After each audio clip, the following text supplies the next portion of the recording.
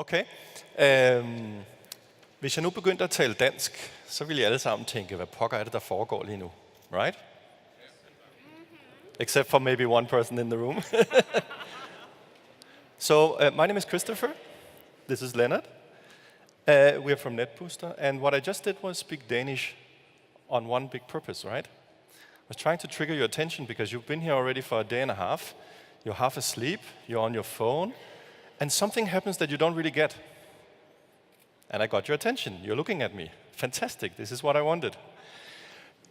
Why does that work? It works because suddenly something happens that feels a little bit odd. And this is what I will show you today. When we meet consumers, we need to not be odd. We need to be relevant and present, right? Okay. So first of all, a little bit about NetBooster. NetBooster is Europe's largest independent performance agency, not related to all these special interests. French company. We're in 22 countries, we're 500 people, and we do a couple of things. We do performance marketing, we do consulting services, and sometimes I have this fantastic job where I'm allowed to get ideas and try to execute them. And this is why we are here to show you something today.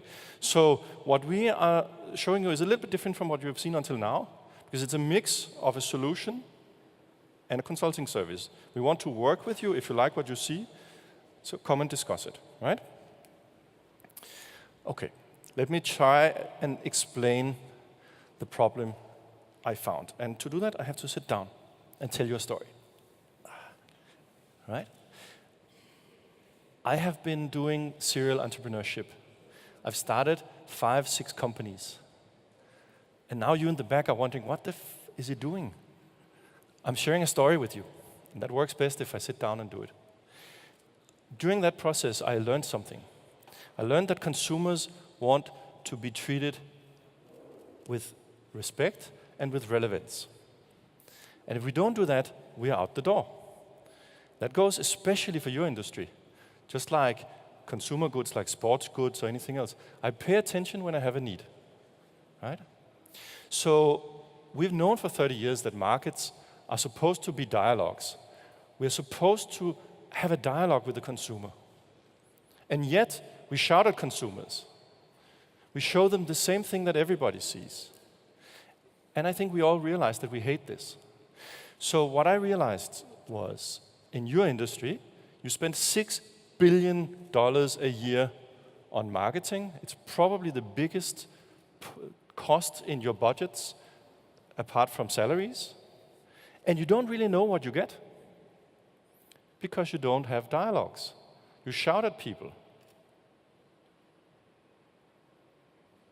So my idea was, the largest thing that you don't have is to know what happens in the real world.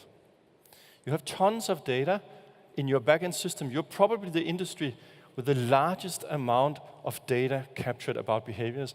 And I've really enjoyed the presentations in the last 48 hours, or yesterday and today, on all these applications of how you crunch the data to understand why people do as they do. And it just proved to me that this idea has something. It shows we found a little piece that you don't have.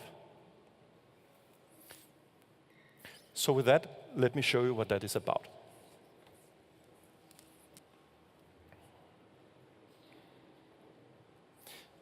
This is over there.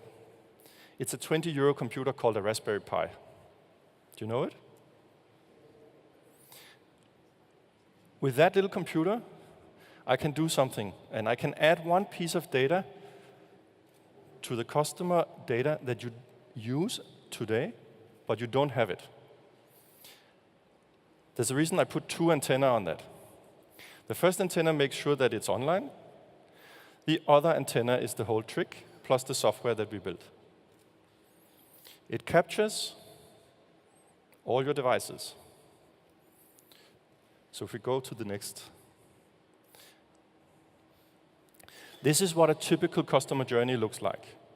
And again, you spend $6 billion trying to use this to understand why people become your consumers. And you can see here that there's something called direct. Direct represents everything we cannot account for because it happened outside of what we can see digitally. TV, print, sponsorships, all these things we do to make the brand live. And this idea was super simple. What if we could put foot traffic into that journey? And of course, because I know this is the next thing you will think about, you will shout at me, Chris, what about privacy? We know, and we respect privacy. And privacy is not a well-defined thing. It depends very much on where in the world we are. It varies by geography, and the point is that here, there is no problem, because this is still anonymized data. We do not collect or store PII. This is why we separate between active and passive data collection. And what I'm demoing now is passive. You are not aware that you're being tracked, therefore we will not store any PII. But our solution can link it to ways where you incentivize me to identify myself. That could be by tapping my phone when I'm in a physical location, or something else. And then we have the connector. You link it to your CRM, you link it to your media cookies, you can go after me with campaigns because you can calculate the chance that I will convert and all of this. So, this is the whole point of that little box. This is live collection of how many phones are actively on in this room. And we simply built the software to feed it in to Google Analytics for demo purpose, and to show you that this should not be a huge investment. We're using a 20 euro computer and a free product. I'm sorry, normally systems are very expensive, not in this case. What are we seeing? We are seeing a running score of the last 30 minutes. Over there we see every hit. So this happens because your phones continuously search for network. And we pick that up and we use it. Why is everything looking as if it comes from Denmark?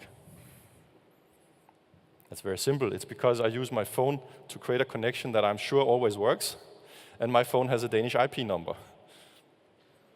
In reality, of course, it would show foot traffic in the locations where you put this device. So what could you use it for? You could put this in places that you control. You could discuss, of course, with the places you do not directly control. If you could be allowed to put it in here, why would they let you do this? This is the big black box, I think, in your data set. You don't know who goes to the broker. But the broker could benefit because this comes with the possibility to target this interest. So it's also creating an asset of value to the broker that the broker wouldn't have in the past. And let me show you really quickly. Go back one slide, one screen. So what we get is we get the ability to look at new versus returning. These are not precise, of course, because it's collected yesterday when I set up the box and today.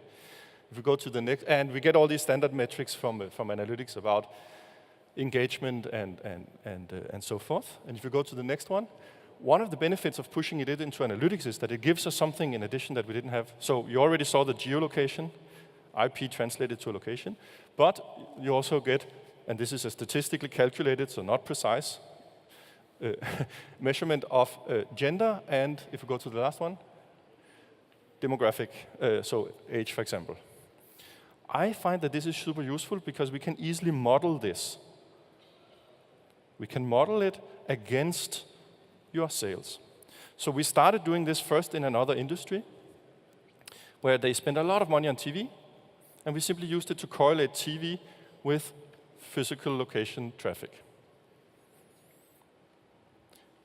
So to wrap, I hope I inspired you. This is probably, I hope, when you think back about today, this was the simplest idea you saw today. I hope so. I really hope so. But I hope you also realize that if you did it, it would be immensely valuable in your $6 billion spend on marketing, giving you that little piece you didn't have before. So thank you very much for the attention. We have a stand outside. I will be there. Leonard will be there. Come come and discuss. We are completely open. What I didn't talk about is all the back end with the machine learning and the data science and all the things we can do with the data. Thank you very much.